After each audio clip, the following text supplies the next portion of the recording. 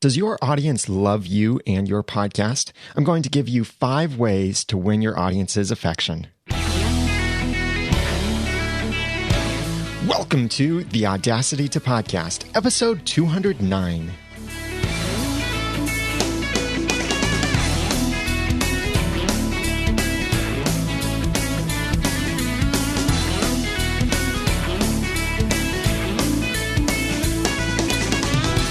Thank you for joining me for the Audacity to Podcast. I'm Daniel J. Lewis, and this is the award-winning how-to podcast about podcasting. It's where I give you the guts and teach you the tools to launch or improve your own podcast for sharing your passions and finding success.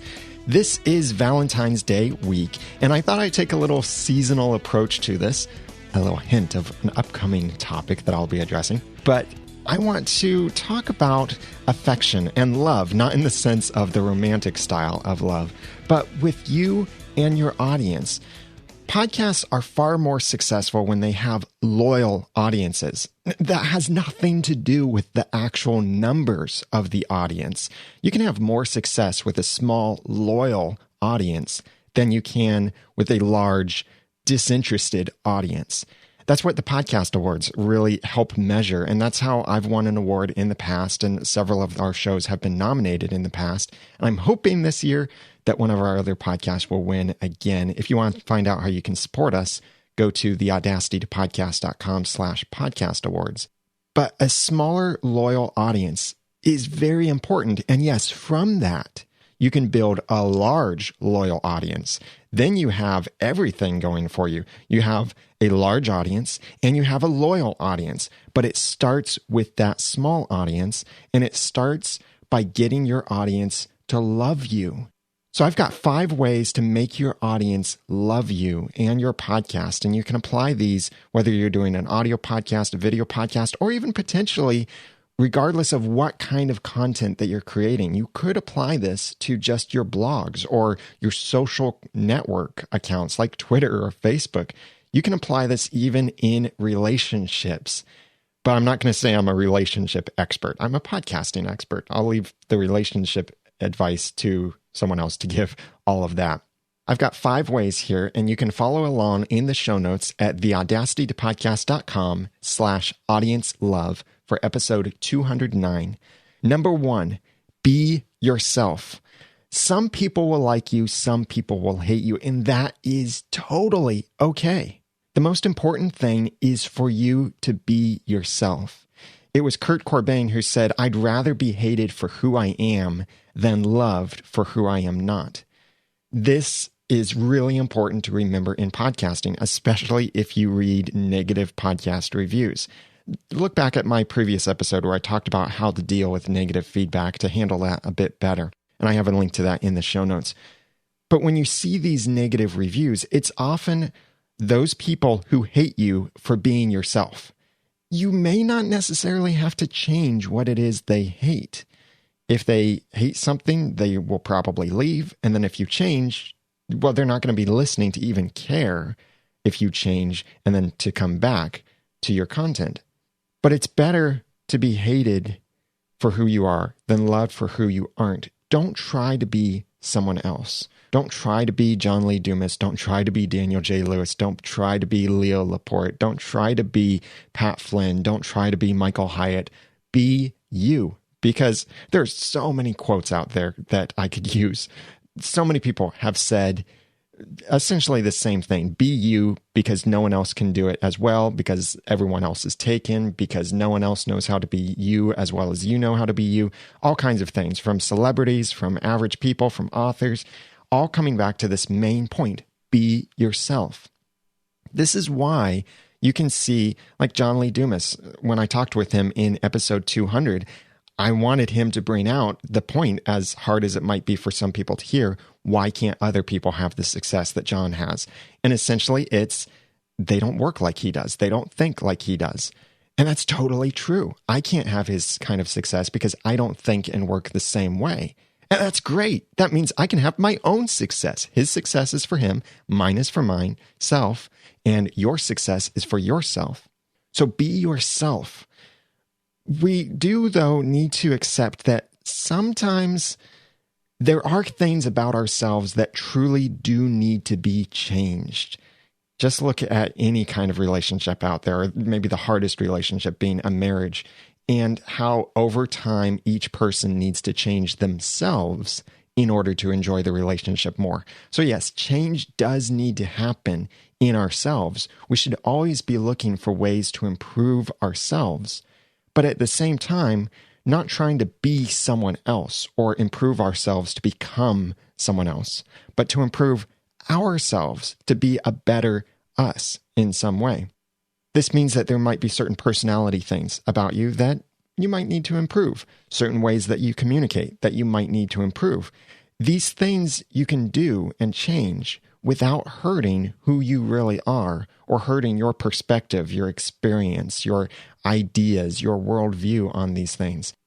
So be true to yourself and be yourself. Let your audience love you or hate you for who you really are. Don't be a people pleaser just trying to change yourself to every whim of your audience. In fact, when you receive those negative reviews, you could probably, for the most part, ignore them and instead look at the positive reviews. For those people, maybe it's a few people, maybe it's hundreds of people who love you for who you actually are and for what you are actually doing. And then there are the few people out there who don't like you for who you are. I think in the podcasting space, you'll really see that people will love you for who you are and hate you for who you are not. And that's the better place to be. So be yourself. That's number one. Number two, be personable. People like relating with friendly, sociable people. Being personable can have many applications, and primarily it's in how you connect with other people. There are many different ways that you can do this in becoming more sociable and more relatable with people. One easy way is to become a storyteller. This doesn't mean that you have to tell a story in every single episode, like Once Upon a Time or something so formal as that. Sit down, everybody. I'm about to tell you a story.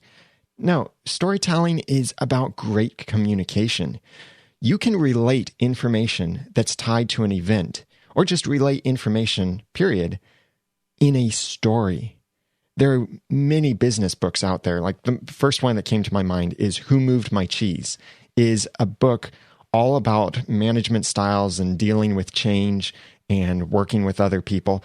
It is a story book, and there are a lot of management and business books out there that are told in story form because people can relate with that in many ways. But you don't have to tell a story in that same way. You don't have to be like those authors.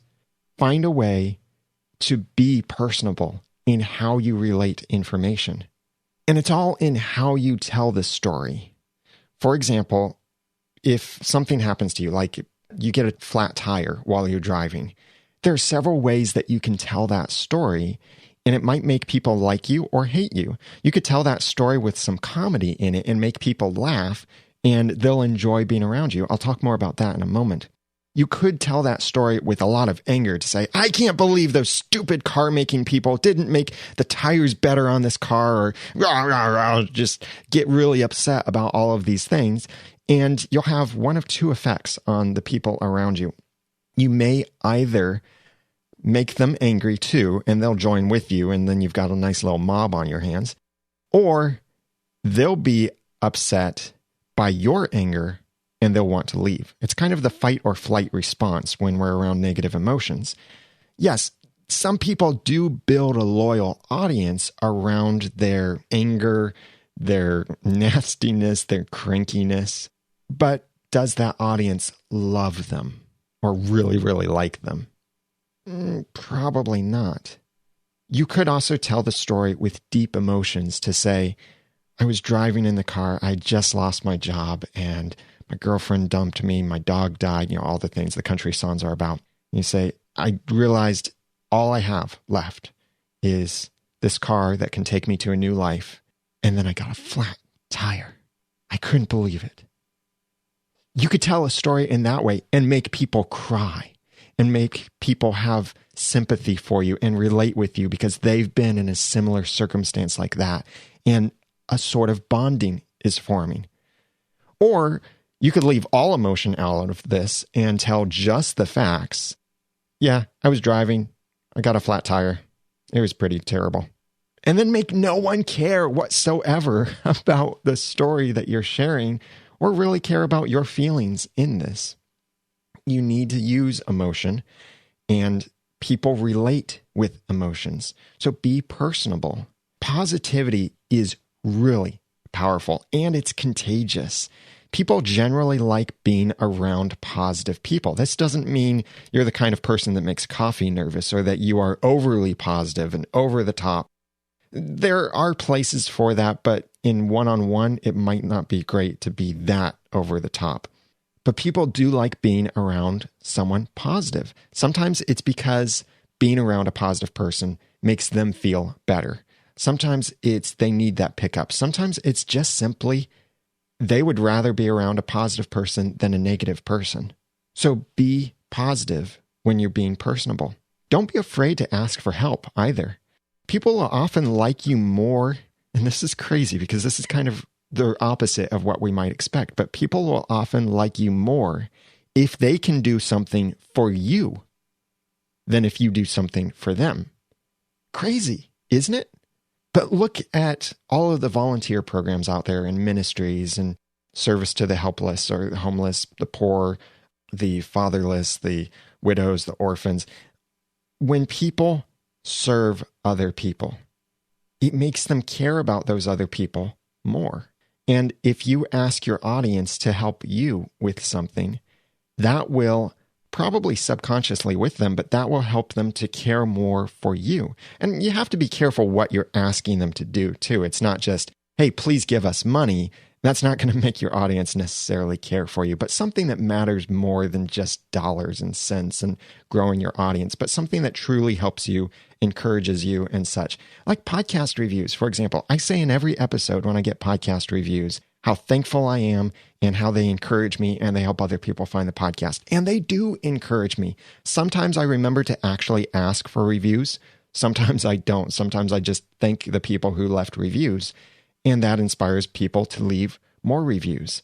And when I review a podcast or write something nice, send some feedback to a podcast, especially to the podcast host, when I know that host will personally read that feedback, I feel a bit more connected with that person because they responded or because they read my feedback in some way.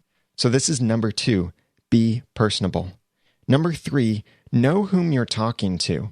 They say knowing is half the battle, and it's not what you know, it's who you know, and all of these other cliche terms that we could use and colloquialisms. But when you know your audience, you'll be able to better communicate with them and relate with them. If you have a geeky podcast, for example, will your audience actually know all of the terms that you use in your podcast? It's okay to explain them, even if you think your audience does already know. But explain in a way that doesn't insult your audience's intelligence. If you have a WordPress plugin programming podcast, then you may be able to refer to certain filters that WordPress may have, and your audience will probably understand, oh yeah, a filter, I know what that is. And you don't have to explain that. You may need to explain the particular filter that you're talking about because your audience may not know that particular filter. And if you're not a WordPress programmer, then you're probably already thinking, a filter? What is a filter? Or what's an action or a hook? What are these different things in WordPress programming? Know your audience, know where they are and what terms they might understand, but it's still often a good idea to explain things just in case people might not know what you're talking about. For example, I could say SEO, in case you don't know, stands for search engine optimization. What have I done there? I might have potentially insulted you because if you didn't know, then it kind of sounds like I'm saying, in case you lived under a rock somewhere and you don't know what SEO stands for, this is what it stands for. You don't want to communicate with your audience that way. Another way that you could say it, though, that would be better, would be to say search engine optimization or SEO, and then move on. See, what I did is I just explained what SEO is, or at least gave you what it stands for, without insulting your intelligence. It's just an aside sort of thing. For those people who didn't know what it was, then now they do. For those people who already knew what it was, I didn't waste their time by explaining something that they already know. You need to know whom you're talking to. Talk to your audience also as an individual, because that's what they are. And I know that sounds really weird grammatically, but you're not addressing a large room of people all at one time. Yes, you may have an audience of hundreds or thousands of people, but you're not talking to them all in the same place where you can just look out at all of them and say, all of you. No, you're talking to one person at a time. That person that's listening on their commute, while they're mowing the yard, while they're doing laundry, while they're working at their desk. Often podcasts are consumed through some sort of headphones. And I like what John Wilkerson would often say in his podcast, where he would say, "Thanks for sticking me in your ear." And it's true. So many people listen through their ear and they're not sharing the experience with other people. So you're talking directly to one person most of the time. So it would be great for you to address that person as an individual person. To say something like, "Thank you for helping," instead of, "I'm thankful for everyone's helping," or "I'm thankful that everyone out there helped me." Well, who's the everyone? Eric K. Johnson over at podcasttalentcoach.com talks about this a lot, because it is a mistake that many podcasters make, where they're addressing this whole audience instead of addressing the one individual. Be personable in this, and also know whom you're talking to, that you are talking to one person at a time. Yes, it may be thousands, but it's still one at a time. Address them as that one. Thank you for listening. Thank you for doing this. Hi, I'm glad you're here. Instead of, "Hi, podcast listeners," or "Hey, everybody in podcast land," or something like that. Address them as the one person that they are. If you're having a conversation with a co-host or a guest, this can be a little bit challenging to do, but it's not impossible. If you want to turn that conversation that you have and throw it out to your audience to get some feedback from the audience, there are different ways that you can do this. For example, if I'm interviewing Jim and we're having this great conversation and I think of something and I want my audience's feedback from that.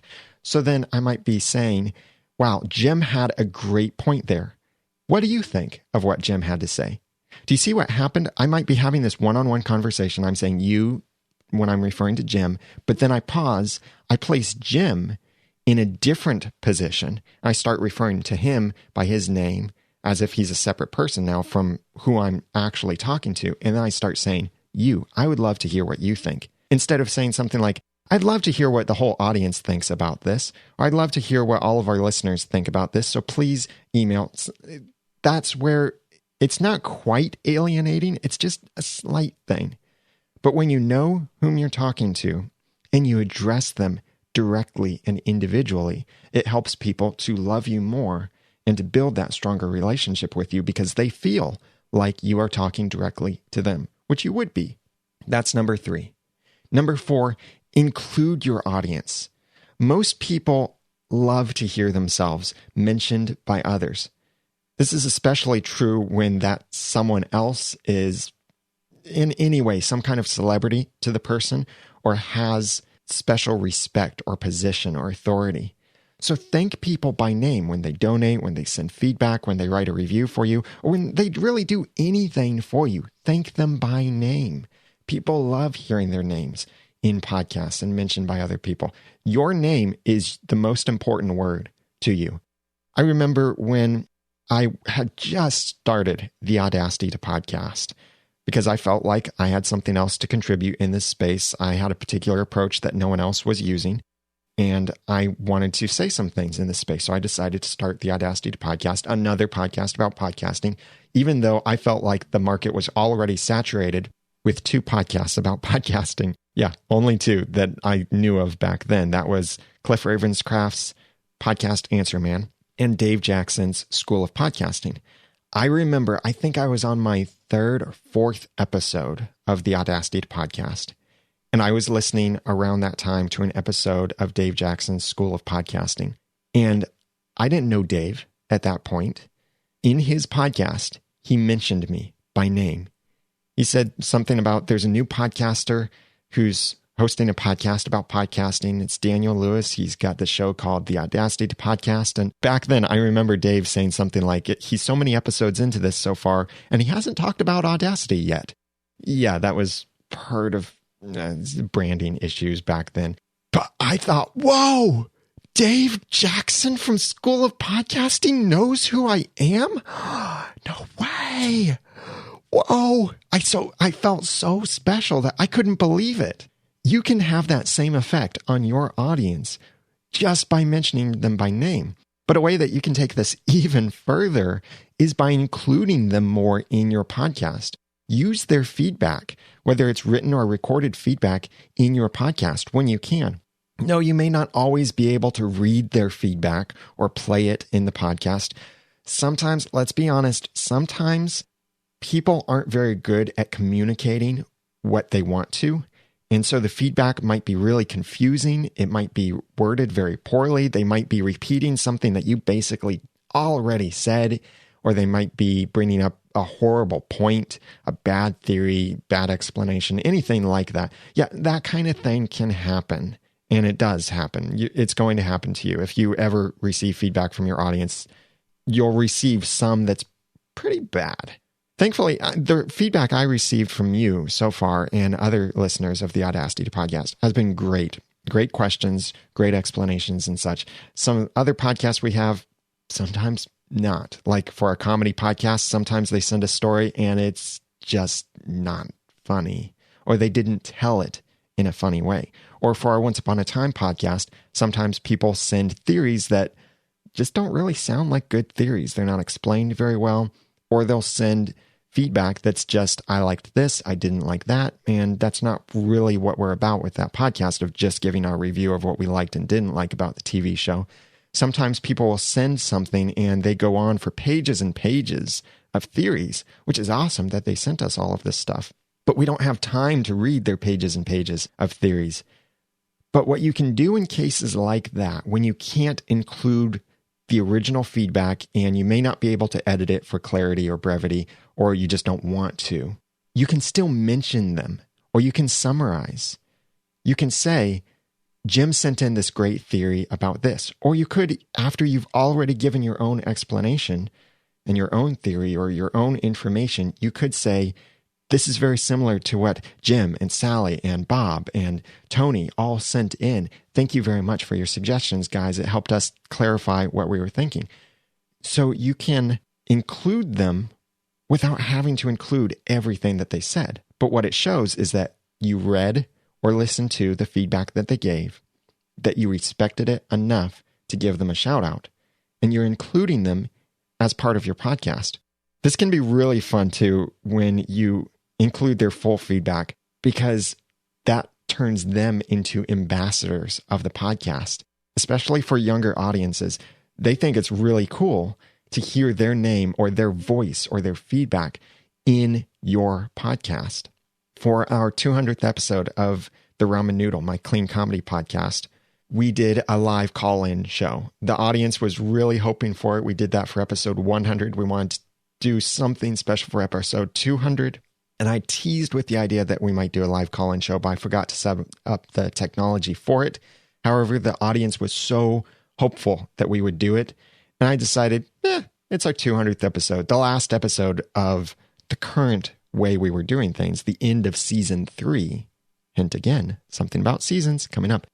We decided then to go ahead and set up the technology because people were willing to wait for us, and we took the live calls. Yeah, some of the stories that people told weren't that funny, but we played with it. We made them funny, or made them funnier in some ways, and enhanced it just by going back and forth with the telling of the story or asking questions and things. That made it more entertaining than if that person just called in and told their story as is. And with some of the stories, there were actually things that I put into the do not use pile of feedback. But when they called in, we had a great time. I think that we provided great entertainment value. And I was seeing tweets afterward from some of the people who were in the podcast. And there were a lot of all caps messages in tweets and a lot of enthusiasm for people who just thought it was the coolest thing ever that they were in this podcast. I turned them into ambassadors. And you can do that with your audience by including them in your content. That's number 4, include your audience. Number 5, make your audience smile.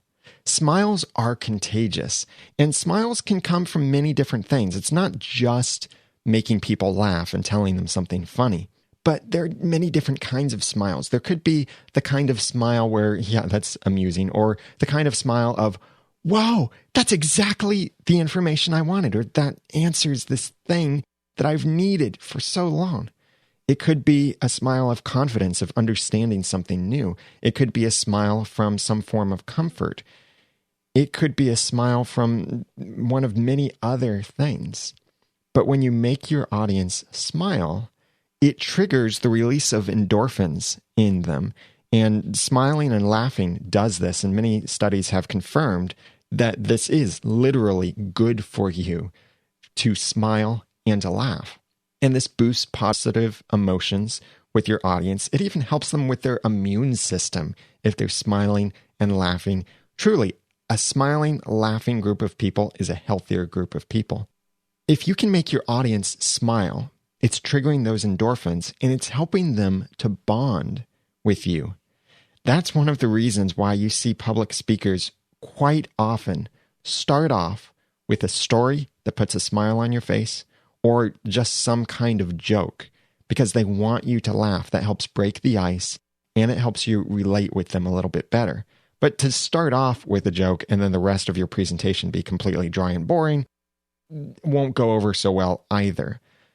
Something that I really appreciate about the pastor of the church that I go to is he is very serious. He is fundamental, Bible-thumping Christian, all of those things, evangelical. He preaches the Bible and preaches it really well, but he's not just like all hellfire and brimstone and so serious. He's very personable, and he makes us smile in the middle of telling some story that might be about suffering. It might be about God's judgment, or it might be about living the Christian life. Making us smile several times will help us connect better with him. If you can make your audience smile, then they'll connect better with you as well. One of the big ways to do this and really change how you communicate in your podcast is to literally smile while you're talking and look for ways to be a positive force to influence your audience's emotions. Smiling is contagious, and people can actually hear it when you're smiling. I try to smile a lot when I'm podcasting, and you can see that probably when I do my videos of the Audacity podcast over on my YouTube channel. When I'm doing other videos where I'm reviewing a product or giving training, like my SEO for Podcasters training, I'm not smiling all the time there, but there are times when I am smiling and giving certain other facial expressions. But a smile is contagious, and it just sounds more pleasant to listen to someone when they're smiling. People are more attractive when they're smiling. People are just better to be around when they're smiling. So smile while you're communicating with your audience. That doesn't mean you have to plaster a fake smile on your face and it's all just rainbows and sunshine and unicorns, everybody. Unicorns? Unicorns. It's none of those things. It's about being genuine, but still smiling, being present in the moment, being positive, and influencing your audience for the better. No matter what kind of content that you're presenting, you can make your audience smile with that content. You can enhance their lives with that content, because the best kind of content is either helpful or entertaining. Both of those can put a smile on someone's face for many different reasons. So this is number 5, make your audience smile. Again, these 5 ways to make your audience love you are: number 1, be yourself. Number 2, be personable. Number 3, know whom you're talking to. Number 4, include your audience. And number 5, make your audience smile. One of the things that I really appreciate that has made me smile many times, that you and other people do for me, is your kind iTunes and Stitcher reviews. You can go to theaudacitypodcast.com and click on the iTunes or Stitcher button to write a review for me. And this week, I want to thank some special people who left reviews for me in iTunes. The Lava Flow said, This is the best podcast about podcasting out there. It helped me get my podcast off the ground to great success. Thanks, Daniel. Well, thank you, the Lava Flow podcast. David Ogg said, great information, very helpful for podcasters to get started. Jeff, or Streets Talk, said, I found a bunch of gems in his archive posts and current ones. The plugin suggested equipment and mentality to be better, helped me focus on the finer points of my podcast to make it better. If you're a podcaster who needs to get better or you just started, this podcast should be your Bible. Wow. Thank you, Jeff. I really appreciate that. And thez.com said, need to learn about podcasting and using Audacity? You're in the right place. Daniel does a great job. You should listen. Thank you very much for those kind reviews. I really appreciate it. If you haven't left a review yet, please consider doing that through the links at theaudacitypodcast.com. And please include at least your first name in your review and either the name of your podcast or the web address where your podcast can be found, because I'd love to be able to link to that when I thank you in my show notes as well as in the podcast. I was surprised when I got the email from mypodcastreviews.com this morning that said 4 new reviews. I did, because I've been doing some development stuff on my podcast reviews, squashing bugs and improving certain things. I did actually have to double check it because I thought, oh no, did I break something and it's sending the wrong number of reviews? Thank you very much. Even if it's just 1 review, I really appreciate that. Thank you. If you want to have your own podcast reviews emailed to you automatically and checked every week or even every day if you want it that often, then go to mypodcastreviews.com and sign up for a free or premium plan over there. I recommend the premium plan, of course, because that includes all of your podcast reviews. It includes Stitcher integration. You can sort and filter your reviews. You can get weekly updates, and you can do more than one podcast too. With the lowest premium plan, the solo plan, you can monitor 2 podcasts. So like you could monitor yours and someone else's that's covering the same niche to see what's working and what isn't working in the industry. And if you have many podcasts, then there are plans over there for you as well. That's at mypodcastreviews.com. I've got a couple cool episodes planned and coming up. I teased with one of them in this episode, and that is I want to do an episode talking about seasons in podcasts. And should you consider using seasons in your podcasting, or should you just go straight through 50 or 52 episodes per year? I'd love your feedback on that. Send those to me. The contact information is on the website at theaudacitypodcast.com/contact. I'd also like to hear from you. What are ways that you found that you earn the love and respect of your audience? And what do other podcasters do that make you love them? Please comment on the show notes at theaudacitypodcast.com/audience love. In the next episode, I'll be talking about how to use a tablet for your podcasting, whether that be an iPad or an Android tablet, and some really cool ways that you can use it with podcasting or podcast from the tablet. That's coming up on the Audacity to Podcast. Now that I've given you some of the guts and taught you some of the tools, it's time for you to go launch or improve your own podcast for sharing your passions, finding success, and making people love you. I'm Daniel J. Lewis from theaudacitytopodcast.com. Thanks for listening. The Audacity to Podcast is a proud member of Noodle Mix Network. Find more of our award-winning and award-nominated podcasts to make you think, laugh, and succeed at noodle.info.